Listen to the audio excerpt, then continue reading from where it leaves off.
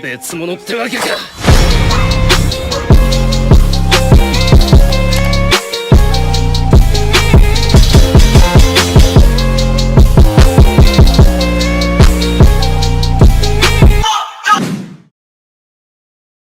Hi everybody, it's Onyx here and welcome back to a brand new video on this channel because for some reason I decided to actually make another account.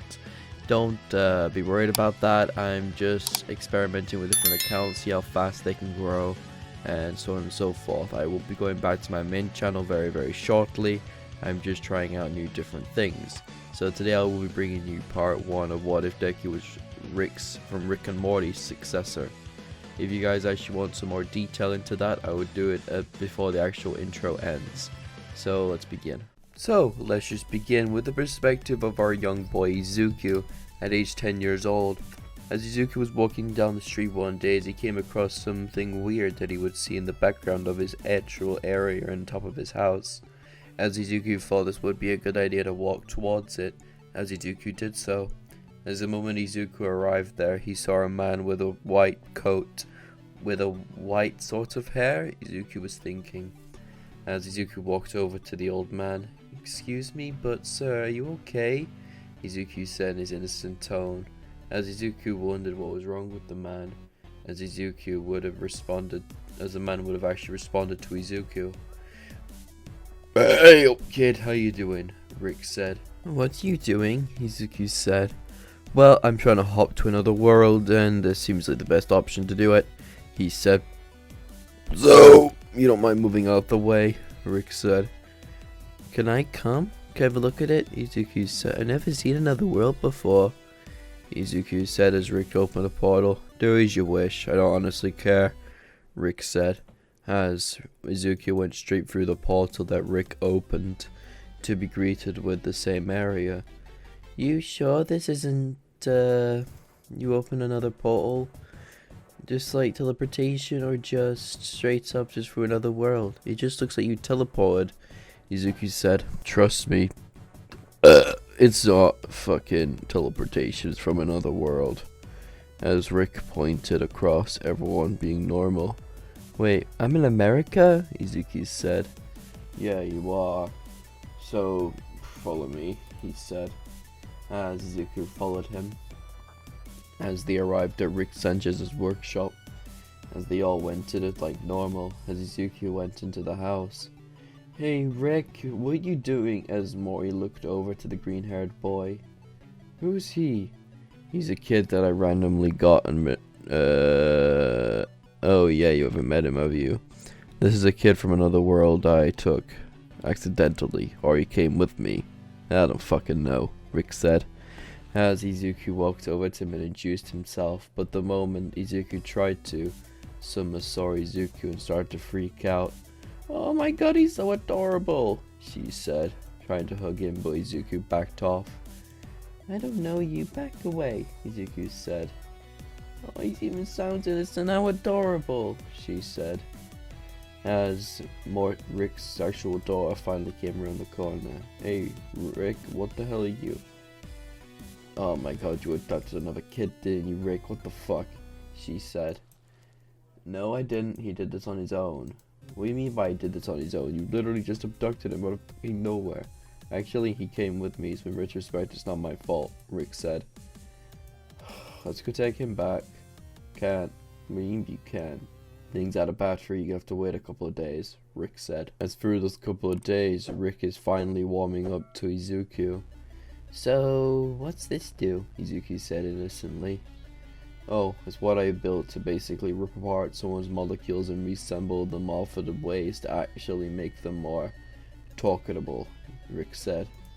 "Okay," Izuku said, as their day went on as normal through that day, with Rick teaching Izuku more and more things about it. But without them realizing it, a year went by, and another year went by after that, as this kept on going on until Izuku turned 14. "Yo, Rick, have we got the L24 screwdriver?" This is just made up names, so you guys have a more understanding of what I'm trying to say. "Yeah, it's over there," Rick said, pointing over there. As Izuku walked over and picked up the screwdriver and started finishing off what he was working on. Okay, it's finally done, Izuku said, as Izuku picked it up and threw an actual grenade at the garden window. This should fix it, Izuku said, as it exploded and expanded to actually wanted it to be. A giant goddamn version of Rick. There we go, Izuku said, as Izuku picked up a bunch of bad habits from Rick, like his drinking and his mannerisms. Yo Rick, how's this? Izuku said. Very good, Izuku, I think you're ready. Remember that time bomb you made? Yes? We're gonna blow this fucking dimension to shreds. Amazing, Izuku said, as Rick put the countdown on the machine. So, what were we using? The Vigifier, or were we using the actual time jumper for your maximum car? Izuku said. God, I've raised you well, Rick said, patting Izuku on the back. So, let's use this. Izuku picked up a machine. As he pressed the button, as it opened a gate to his world. Izuku didn't realize it though, that's the thing. As Izuku opened the gate, as Rick and Izuku both walked through, closed it behind them. Oh yeah, by the way, Rick, what about Morty and all your family and shit? Don't worry about them. They're just mainly on copies, they're not the original. My original Beth and wife actually died, Rick said, trying to put on a confident face, but realizing he's still dying inside. Alright then, I'm just going to be walking off and just have a walk around here for a little bit, see how much mayhem I can cause, Izuku said. So where are we again? Izuku said.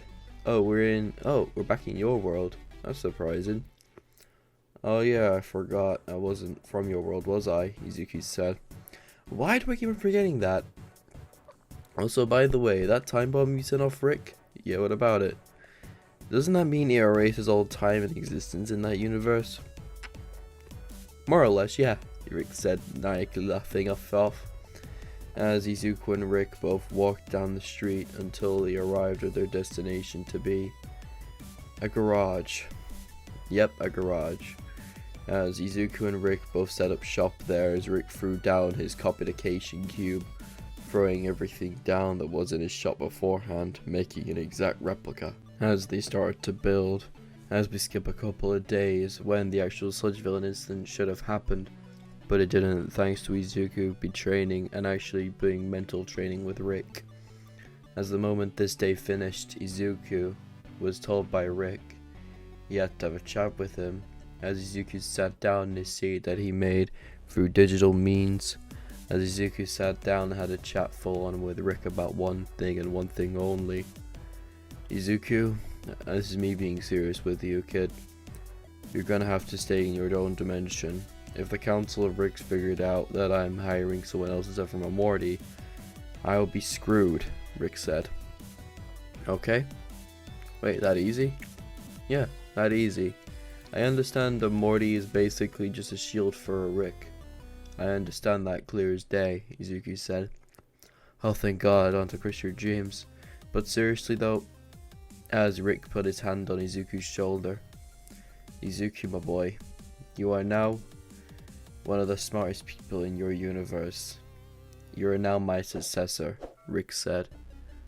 Wait, what? What do you mean, Rick? You're my successor, Izuku. I've trained you enough to literally know what that is. Yeah, I'm kidding. Will you take me for a dumbass? Izuku said. Alright, see you, kid, Rick said, as he opened a portal and walked straight through, leaving Izuku just there. As a couple of days went by, Izuku finally opened his door to actually go to his house that he left 4 years ago. Izuku arrived there to see nothing in there, just plain out full-on darkness, as Izuku hacked into the lighting system in his complex and redirected most of the light to his area. Jesus Christ, this thing is dim, Izuku said, as the lights were flicked back on to see the place was a complete pighead mess. What the hell? Izuku said, as Izuku walked in further and further and further to see most of it smelled like shit. Oh, for God's sake, now to clean this shit up, Izuku said mentally, as Izuku activated his actual gauntlet that Rick implanted into his arm. "Me6, clean," Izuku said, as they all started to clean his house, or former house. As once the Me6 was finished, Izuku picked up all the rest of the bags and threw them right into the back of the car, or the actual portal he used to actually get rid of waste and disposal. As the moment he was finished, he could see the place was sparkling brand new. The only problem was the electricity bill. "I'll get around that into a second," Izuku said. As the moment Izuku was about to finish, he heard a door open right into the actual, basically, bedroom. As the door opened fully to see a ragged, anorexic Inko. As Inko was walking through the kitchen weakly, she would have looked around to see the bed and everything else clean. "Huh, I must have slept on this," Inko said miserably. She looked around once more to see a green-haired, brownie-grayed haired boy wearing a coat that looks like similar to actually a lab coat. She looked around once more to see Izuku, she said. "Yeah, who are you?" Izuku said. "My baby boy? I'm not dreaming this, am I?" she said. "Not the psychologic meds aren't doing this to me?" she said, shaking manfully. "No, I don't think it is, at least. Either that or I'm high," Izuku said, as Inko just started to break down and charge at her son, knocking him to the floor. "Excuse me, but why did you knock me down to the floor?" "Izuku, my sweetheart, you're home," she said, as she hugged him more and more frantically. As the moment Izuku tried to gasp for air, she just hugged him even tighter, as Izuku used one of the Me6 buttons on his coat pocket as they separated each other. As the moment the Me6 actually pulled Izuku away from his excessive mother at this very moment, the Me6 was instantly charged at a wall with an almighty push. Yes, I am giving Inko the goddamn Renegon ability through Ida Tensei, which you can basically punch people away from her. I'm aware of that. God. As Inko pushed the Me6 away, it disbanded into smoke like Naruto's shadow clones. What the? As Izuku was instantly pile-drived into a hug. Being in that position for 3 hours, Izuku couldn't actually push her off him unless he wanted to kill his own mother, which he wouldn't do. As those couple of hours went by with Inko hugging her son. "I missed you so much, sweetheart, never leave me again," she said. As Inko and Izuku both stayed in that position for hours on end, until the next day arrived. As Izuku was walking down the street, as he saw a bunch of people in there being bullied. "Yeah, for God's sake," Izuku said. "Oi, what are you doing?" Izuku said, walking up. "Stay out of it, you little brat," the big behemoth said.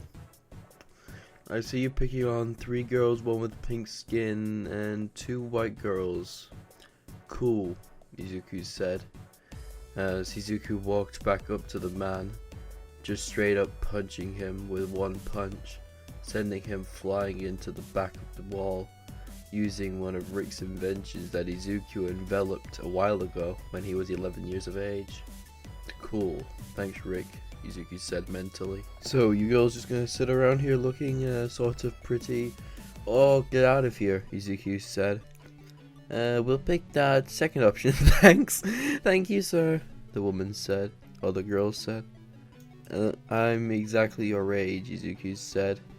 "Wait, you're..." "Yes, I am 14. The girls there were shocked, yes, but they weren't as shocked at what's going to happen now, as the muscular man woke up from his sleepy stupor, or sleep, as he started to run straight at Izuku with full force in mind. "Oh, you wanna fight, huh?" Izuku said, as Izuku pulled out a box out of his hand. "Just eat this," as Izuku threw it at the man. "What the hell?" as the man was absorbed into the box, killing him in the process. And now that is Gigantamakia out of the process of that. Bitch, he dead. As Izuku helped the girls out of that area. As Izuku and everyone else would have been shocked at that, minus Izuku of course. As Izuku would have just walked home, pretending nothing happened, but turns out it did. At the moment Izuku arrived back home, Izuku was greeted with a bunch of pro heroes at his front door, asking him why the hell did he interrupt the hero's business. Heroes my ass, Izuku said, laughing at them. What, kid, what did you say? One of the pro heroes said, as he grabbed the kid by the collar. I won't accidentally strangle me, not when I've got a Bible defense Nash. As Izuku activated it, strangling the guy in return. The more pressure you add to me, the more it will hurt you, Izuku said. As Izuku traveled through the man's retainal systems, destroying the man's actual body type and almost killing him in the process of that one area. As Izuku was shocked, as all the pro heroes, were shocked to see a kid having that much technology in his hand at that time. This kid, we're gonna have to take that technology away from you. It's too dangerous for a kid. Excuse me, but doesn't the kids in UA have a lot more dangerous shit than what I do? I'm pretty sure my stuff that I use is pretty self-explanatory, Izuku said. How is this explanatory? Well, let me think. The kids in the UA get a chance to use bombs daily. Well, I just use a Bible fence Nash, Izuku said. What's the difference? Mine can kill you almost instantly. Theirs is just basically, yeah, whoop-de-doo, you have power. That type of shit, Izuku said. As the man there was just complaining and shocked at that very moment to tell the kid to shut up and come with them right now. But that was a big mistake on their part, exactly. As Izuku would have just picked the guy up by the neck, almost strangling him out, almost killing him in the process of that. I would choose your next words carefully, Izuku said to the man. So, sorry for interrupting you, have a good day, the man said, walking off without a single trace of mind. As throughout those couple of days, Izuku has trained his mind and body to actually handle the powers he was going to obtain next. So what should I make? As Izuku grabbed his literal wand of power and just started to scroll through of what he could do. As Izuku was talking to his actual friend that he made using CGI and other things. Basically essential intelligence, if you guys don't know what it is. As Izuku was walking through of what he could do for that very thing, as Izuku came across some plans that he had as a kid. A hero.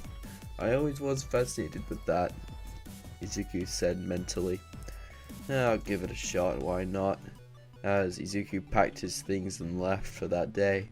As the next day arrived, as Izuku was getting ready to actually enter into UA, until Izuku heard a blonde person with spiky hair behind him. Move it, you extras, Bakugo shouted, acting like an angry Pomeranian. As Bakugo's speech was fully held to a halt before he was instantly thrown to the ground with gravity cuffs around his body. Excuse me, but I would recommend you choose your next words wisely, Izuku said. Who the hell do you think you are talking to me? Bakugo said. Well, I would appreciate if you didn't talk to your god that way, Izuku said. God? Don't make me laugh, Izuku said. I'll show you a true god. As Izuku opened Pandora's box that he had on him at that very moment that he made with Rick. You gonna shut up now? Izuku said, as Bakugo rapidly nodded his head and started to actually shut up. As Izuku walked in to see a bunch of people sitting around. Let's just, everything goes like canon, Izuku gets playing at 100%, it's pretty fucking obvious.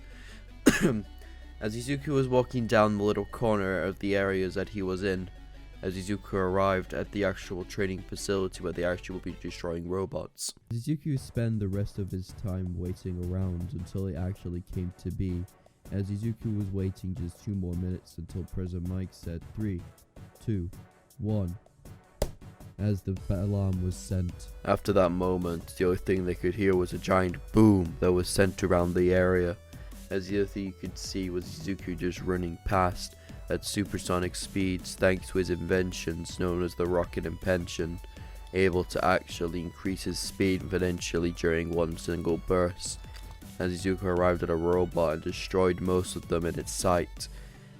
And we're going to do a little skip over here because Izuku's probably going to go on a killing spree anyways. Izuku's beat All Might's record and probably beaten a bunch of others as well. It's pretty obvious Izuku's fucking intelligent as fuck, man. As the end of the entry exam arrived, as Izuku got his recommendation letter into UA. As the final day of waiting came around, as Izuku finally got his uniform and went straight to his first class of the day. Izuku walked straight in to see a bunch of his peers just staring at him flagrantly. "You damn bastard, you got higher than my points!" Bakugo said, rolling to him as fast as he could with Sparks. "Hey Sparky, you want to actually continue what we did last time?" Izuku said, putting a knife to his throat. No I don't," he said, backing up slowly. As that will be the end of our video today, guys. I hope you guys enjoyed this video. And if you guys actually want another part of this, please get this video to 200 likes and you guys get the next part as soon as possible. And also, all the social media links and everything will be linked in the description very shortly. I'll go a video after this. I'm just getting all the links and everything ready just for my old channels. If you guys have seen what I've posted before this, these are a bunch of mass pre-records that I've had beforehand. So I do apologize if you guys have seen these before and don't want these to be on my channel or something other like that. I do apologize. Thank you all for watching this video. Thank you all for immigrating from my actual main account. And see you guys later. Goodbye.